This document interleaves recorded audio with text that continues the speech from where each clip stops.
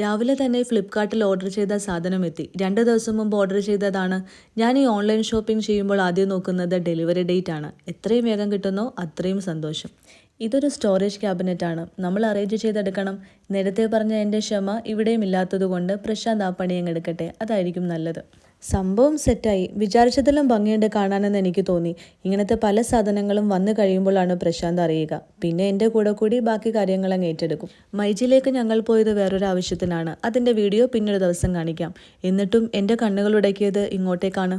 ശരിക്കും ഏജ് കൂടുന്തോറും എൻ്റെ ടേസ്റ്റുകൾ മാറി തുടങ്ങിയോ എന്നെനിക്കൊരു സംശയം. എൻ്റെ ഫ്ലിപ്കാർട്ടിലെ ഫേവറേറ്റ്സിൽ കിടക്കുന്ന വെജിറ്റബിൾ ചോപ്പേഴ്സും സെറാമിക് പ്ലേറ്റ്സ് എല്ലാം ഈ വീഡിയോ എങ്ങാനും കണ്ടാൽ എന്നെ നോക്കി ഉറപ്പായിട്ടും ചിരിക്കും. ഞാനിതിൻ്റെ ഇടയ്ക്ക് പ്രശാന്തിനെ ഒന്ന് നോക്കി. അന്നും ഇന്നും പ്രശാന്തിൻ്റെ കണ്ണ് ഫോണിൽ തന്നെ.